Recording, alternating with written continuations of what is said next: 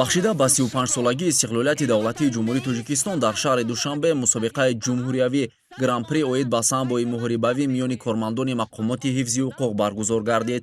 Мусобиқа дар партави дастуру супоришҳои асосгузори сулҳу ваҳдати миллӣ, пешвои миллат, президенти ҷумҳурии Тоҷикистон муҳтарам Эмомалӣ Раҳмон ва бо дастгирии раиси шаҳри Душанбе муҳтарам Рустами Эмомалӣ бо ташаббуси Федератсияи самбои Тоҷикистон дар ҳамкорӣ бо Вазорати корҳои дохилии ҷумҳурии Тоҷикистон роҳандозӣ шуд. Қабл аз оғози рақобатҳои ниҳоӣ дар қасри теннис ва маҷмӯаи варзишҳои обии пойтахт маросими ифтитоҳи мусобиқа баргузор гардид.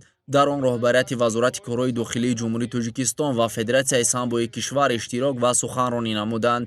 зимни суханронӣ таъкид гардид ки дар доираи сиёсати варзишпарваронаи пешвои миллат муҳтарам Эмомалӣ Раҳмон ва раиси шаҳри Душанбе муҳтарам Рустами Эмомалӣ ба рушди варзиш, тарғиби тарзи ҳаёти солим ва фароҳам овардани шароити мусоид барои варзишгарон таваҷҷӯҳи махсус зоҳир мегардад.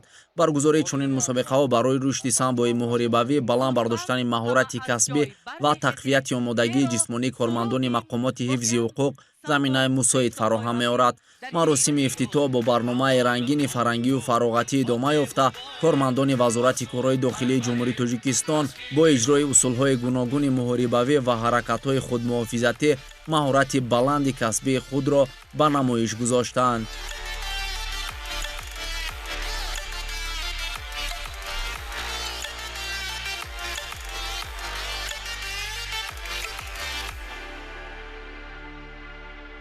лозим ба ёдоварист ки ин чорабинии варзишӣ бо иштироки беш аз 100 варзишгар аз сохторҳои гуногуни мақомоти ҳифзи ҳуқуқ дар 7 вазн баргузор гардид. варзишгарон дар марҳилаи интихобӣ бо ҳам рақобат намуда беҳтаринҳо ба даври ниҳоӣ роҳ ёфтанд. сабқатҳои ҷолибу диданӣ сурат гирифта, иштирокчиён маҳорати баланди техникӣ, омодагии хуби ҷисмонӣ ва иродаи қавӣ нишон доданд. самбои муҳорибавӣ яке аз намудҳои муҳими варзиши размӣ буда, усулҳои гуногуни партофтан, нигоҳ доштан, зарба задан ва дифоъ аз ҳуҷумро дар бар мегирад. машғул шудан ба ин нави варзиш барои кормандони сохторҳои қудратӣ аҳамияти махсус дорад, зеро он омодагии ҷисмонӣ, суръати вокуниш, устувории равонӣ ва малакаи худмуҳофизатии онҳоро тақвият мебахшад. ҳамчунин самбои муҳорибавӣ ба кормандон кӯмак мекунад ки дар ҳолатҳои мураккабу хатарнок вазъиятро сари вақт арзёбӣ намуда, қарори дуруст қабул кунанд ва вазифаҳои хизматии худро бо маҳорати баланд иҷро намоянд.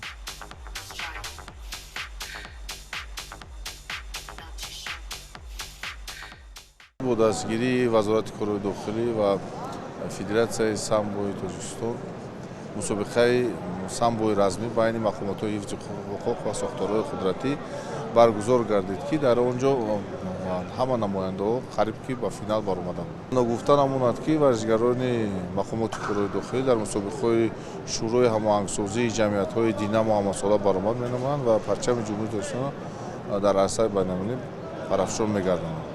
дар ин чорабинии варзишӣ қисми зиёди ҷойҳои ифтихорӣ насиби варзишгарони дастаҳои Вазорати корҳои дохилии ҷумҳурии Тоҷикистон, Вазорати мудофиаи ҷумҳурии Тоҷикистон, Кумитаи давлатии амнияти миллии ҷумҳурии Тоҷикистон, шоҳини раёсати Вазорати корҳои дохилии ҷумҳурии Тоҷикистон дар шаҳри Душанбе ва Кумитаи ҳолатҳои фавқулода ва мудофиаи граждании кишвар гардид. ҳамзамон намояндагони дигар сохторҳои қудратӣ низ бо омодагии хуб ва маҳорати баланд дар Гран-при иштирок намуданд.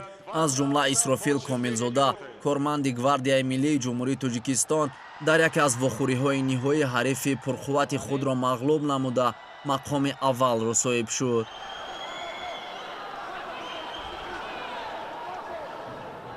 ман аз синни хурдсолӣ ба ин гуна варзиш машғул ҳастам.